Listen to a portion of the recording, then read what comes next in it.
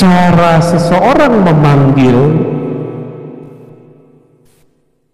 menunjukkan pengetahuan dia tentang nama. Maka orang-orang yang bisa memanggil dengan nama-nama strategis, nama-nama yang orisinal, nama-nama yang diridhoi, apapun yang dia minta pasti jadi.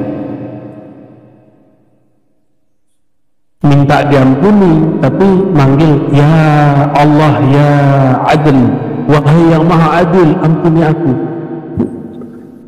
Insya Allah tidak diampuni seperti yang dia bayangkan.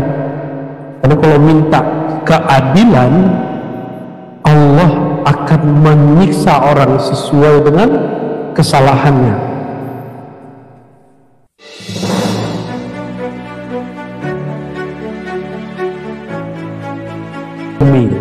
Jadi orang itu udah stres kenapa?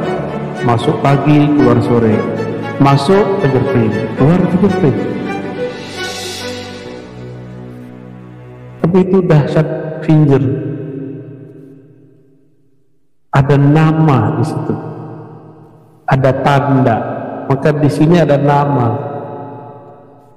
Nama berarti tanda-tanda. Kalau digores jadi tanda tangan, ya. Maka nama itu dalam bahasa Arab tidak hanya nama KTP, ada nama jabatan, ada nama keilmuan, ada nama sekolah, nama pencapaian, ada juga ibadah, tapi jadi prestis ya. Pak Haji, kenapa nggak ada Pak Zakat? Karena biaya pergi haji luar biasa. Ada nggak Bu sholat, Bu so, kan nggak ada. Syahadat yang mu'alaf tuh, kalau mu'alaf lumayan banyak. Saya mu'alaf. Kita lagi jalan di parkiran diserobot orang, Ustadz saya mu'alaf. Nah terus kenapa? Kita tanyain gitu. Saya udah mu'alaf berapa tahun? 3 tahun. 3 tahun bukan mu'alaf. Mu'alaf tuh ente kemarin di syahadat bulan lalu baru disebut mu'alaf. Karena kalau 3 tahun masih nyebut diri mu'alaf, semua sahabat mu'alaf. Bener, sahabat Rasulullah semuanya mu'alaf kecuali Abu Bakar, Khadijah, Sayyidina Ali, Abu Zar. Mereka gak mu'alaf, mereka udah bertauhid sebelum bertauhid kepada Allah dan Rasulullah SAW. Nah, kembali ke nama. Jadi nama penting atau tidak? Ya, kita menoleh kalau kita dipanggil dengan nama, benar? Jadi ada orang mengatakan Ar-Razi, saya noleh. Kalau di woi, gimana? Woi. Kita jalan, cuma kita, ini mohon maaf, saya cowok jalan, terus ada yang manggil ganteng, pasti noleh. Ibu atau yang mbak-mbak ini lewat, saya di sini nggak ada orang, waktu lewat bilang cantik, enggak, seneng, langsung benerin jilbabnya. Berarti cantik itu panggilan yang menyenangkan, benar nggak? Allah juga menyebut dirinya seperti itu, Jamil, ya, Jamil. Anak kecil, anak-anak dia melakukan kesalahan, kalau dia pengen minta maaf, dia ngapain? Dia peluk, dia pegang tangan. Kalau perempuan gitu ya, pegang, wah, gitu ya. Berarti dia sedang meminta dengan nama kasih sayang. Ma, gitu. Ma itu nama kasih sayang. Rahman, Rahim. Mim di situ adalah mim mahabbah, mim cinta. Ada mim mahabbah, mim cinta. Jadi kita kalau lagi salah, jangan nyolot, ngaku aja salah. Ada orang dekat kita, dia melakukan kesalahan, satu ngaku, satu enggak ngaku. Seneng mana? Sama yang kalau ngaku, anak kecil, anak kita nih, aku saya salah Pak, dan maafin dong, insya Allah besok nggak lagi. Sebulan ulangin lagi, dimaafin lagi nggak? Maafin lagi, begitulah terus, begitu terus kok. Contoh, anak-anak dilarang main api, main air, ulang lagi ya? Diulang lagi, besok diulang lagi, dilarang, besok diulang lagi. Anak-anak pada senang main air kan, biarin aja dia main air. Kalau ada air hujan turun,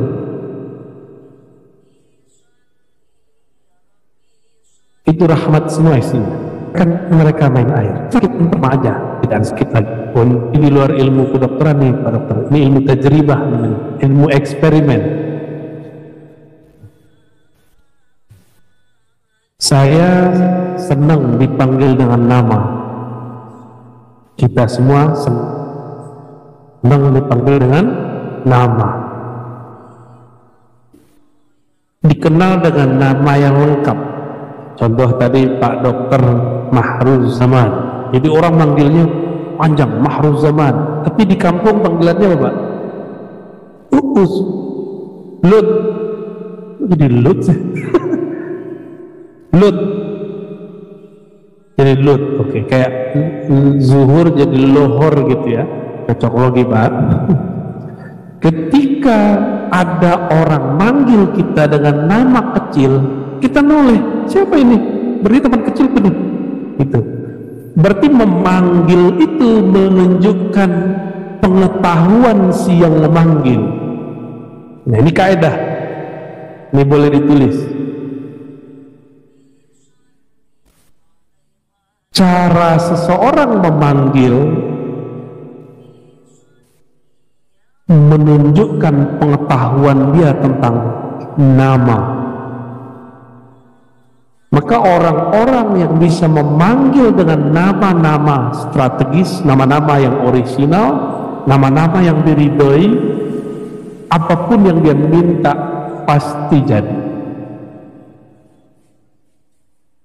Minta diampuni tapi manggil ya Allah ya Adil, wahai yang maha adil, ampuni aku. Insya Allah tidak diampuni seperti yang dia bayangkan.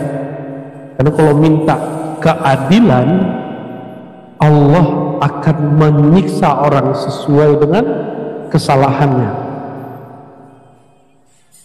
Orang membayangkan adil itu yang memuaskan dia. Enggak, adil itu ada normanya. Kan ini obrolan saya dengan kawan-kawan ya. Ada orang lapor ke lembaga aparatur negara tentang kasus. Ada yang ditindaklanjuti, ada yang tidak. Kenapa? Karena tidak semua laporan itu sesuai dengan SOP. Ada orang ngadu kepada Allah, nggak sesuai dengan SOP-nya, sama ditolak juga sama Allah. Gitu. Jadi kita kalau curhat sama Allah minta sesuatu, SOP-nya harus dipakai, disebut dengan adab-adab. Adab berdoa, sudah dapat ilmunya, adab berdoa. Pertama apa? Syahadat dulu, atau yang semakna. Syahadat dulu atau yang semana. Yang kedua berta'awuz, a'udzu billah. Yang ketiga memuji Allah.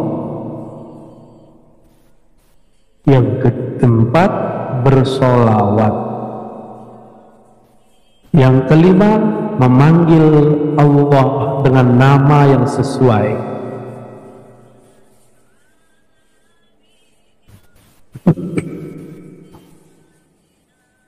Memanggil Allah dengan nama yang sesuai. Kalau minta sembuh, manggilnya apa? Ya Syafi, wahai yang maha menyembuhkan. Kalau lagi galau, manggilnya pakai nama apa? Ya Allah, ya Allah, itu. Ini gundah ini, pikiran nggak nyaman. Coba badannya didiamkan sebentar, dadanya dipegang, baca aja. Ya Allah, ya Allah. Coba aja nanti akan ada muncul ketenangan. Ya, jadi kalau lagi galau gimana? Pegang dadanya, ngeluh ke Allah. Ya Allah, kayak kita lagi bermanja-manja kepada Allah.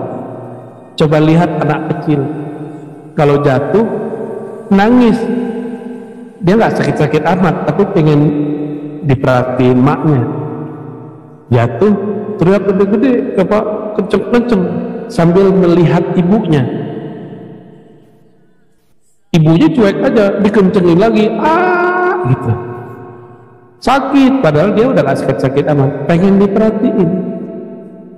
Karena sakitnya malu itu lebih besar daripada sakitnya jatuh. Kan malu jatuh, ya gak? Nah, ketika ibunya menyelamatkan dia, terobatilah penyakit rasa malunya. Lebih kurang begitu. Kadang-kadang nggak begitu juga, jatuh bener-beneran luka, diambil ibunya, ditiup, karena ibunya yang meniup, kasih sayangnya mengalahkan rasa sakitnya. Maka kalau jadi dokter, punya perhatian kepada pasien seperti ibu kepada anak, itu pasien sembuh langsung, rata pasti sembuh. Kalau mati husnul khotimah deh, ya. Tapi rata sembuh, karena sifat keibuan itu menyembuhkan. Sifat keibuan itu menyembuhkan. Ini yang membuat kita rindu pulang ke kampung. Yang punya kampung, ya, yang kampungnya di sini ya pulang ke rumahnya, ya. Kenapa kita pengen pulang itu ke rumah? Karena ada ibu di situ. Baik.